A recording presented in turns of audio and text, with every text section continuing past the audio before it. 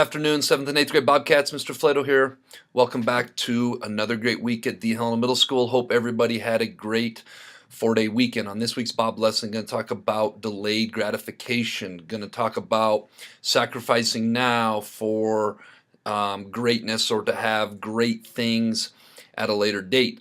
Delayed gratification is such an important part of growing older and setting your priorities straight and practicing discipline and all those good things that come with it. So let's get rocking and rolling on this B.O.B lesson. I hope everybody makes it a great week. All right, as I mentioned, this week's B.O.B lesson is going to be titled The Smartest Investment. But first, let's be our best at HMS this week. Let's be safe, let's be responsible, let's be respectful, and let's be a learner.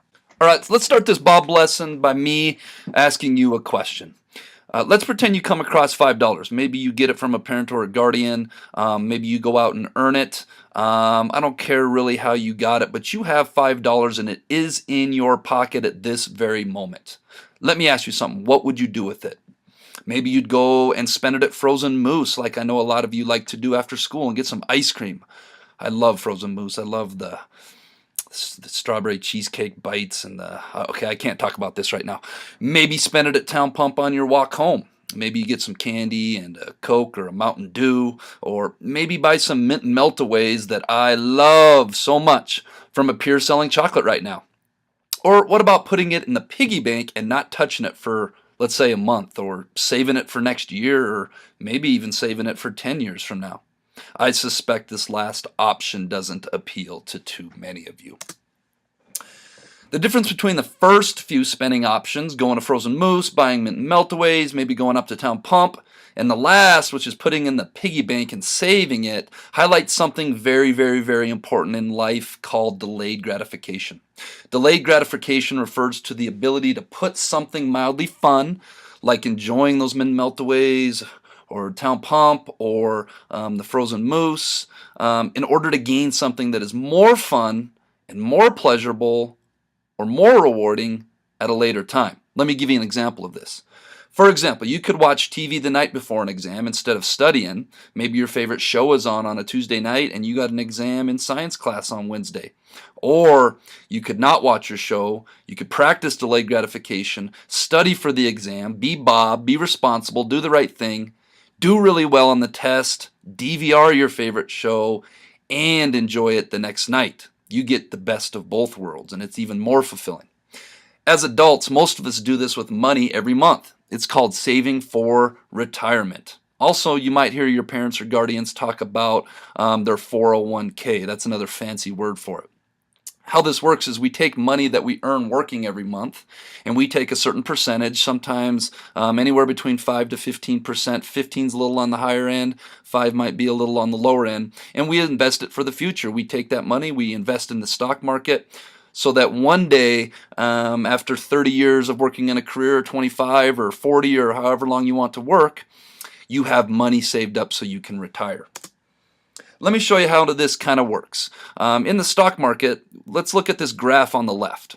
We invest our money in the stock market as adults, or we invest it in other business ventures or other things. And instead of taking that money and spending it right now, we invest it and we decide we're not going to touch it for 30, 35, 40 years. And as this money is invested, the money grows in value. If you look at, this is a typical stock market data chart showing the value of something, and hopefully what starts out as a little minimal investment and we keep adding to it every month, by the time we go to retire, we have a whole lot of money waiting for us so that we can just vacation or travel, or maybe buy a home in Phoenix, or just not work and enjoy our life when we get to be a little bit older. Well, this takes delayed gratification.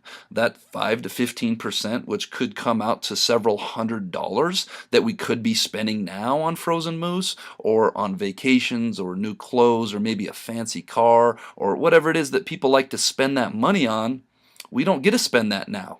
We practice delayed gratification so that in time that money is worth a whole lot more. That I learned in my studies once upon a time. Let's say that you put yourself in that position where you're 18, 20, 25, and you're working your first job. There's a statistic out there that says based on like a 5% return using compound interest, that for every dollar you invest in your early 20s, by the time you go to retire, it's going to be worth $20. So if you follow this flow chart, maybe after 5 years, that dollar is now worth $5. Maybe after 15 years, that $5 is now worth $10. And after 30 years, that $10 is now worth $20. So I'm trying to think of something that costs $1. Maybe a soda pop at Town Pump. If you can restrain from having that soda at Town Pump right now, and you in turn invest that money in 30 years, you can have 20 soda pops. And that's kind of how investing works.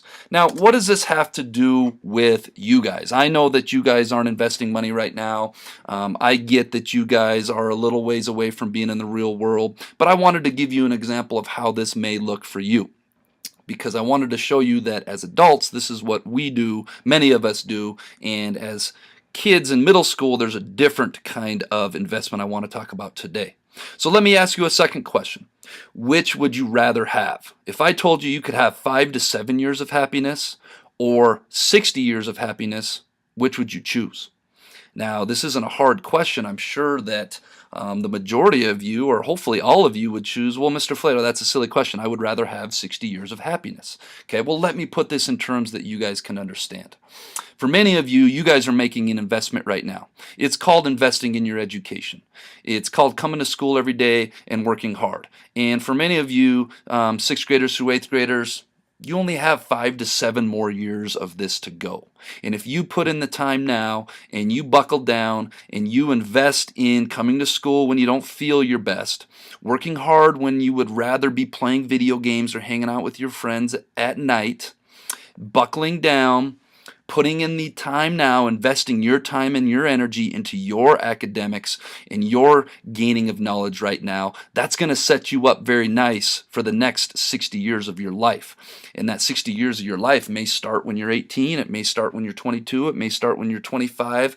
It's going to start one of those years, and you're going to be faced with the reality that now I am an adult living in the real world.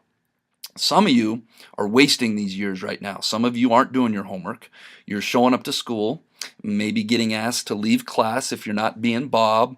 And I know that as a 11 through 14-year-old, it's probably fun. It's probably more fun to go hanging out with your friends and not doing your homework. And maybe these next 5 to 7 years, that's what you want life to be.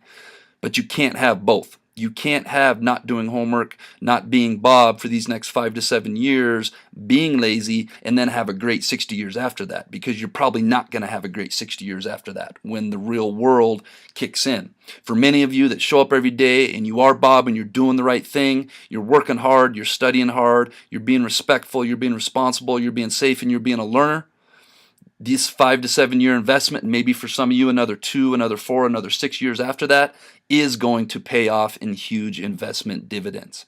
So something to think about right now.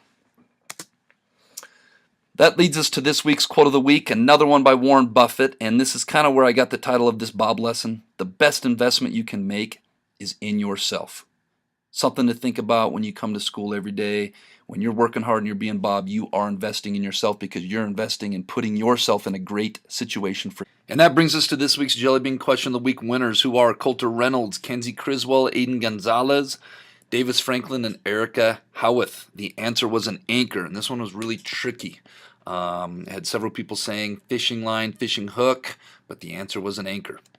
This week's Jellybean Question of the Week is, I'm often running, yet I have no legs. You need me, but I don't need you. What am I? If you think you know, submit your answer to the Bob Box no later than Friday, and tune in next week to see if you're a winner.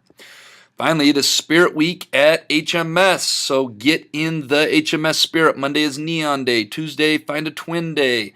Wednesday is a sports team. Thursday is tall socks. And Friday is you can wear a Halloween costume if you have a ticket to the dance. No masks involved in that as well. You can paint your face, but you cannot have a mask. All right, crew, let's make it a great week at the Helena Middle School.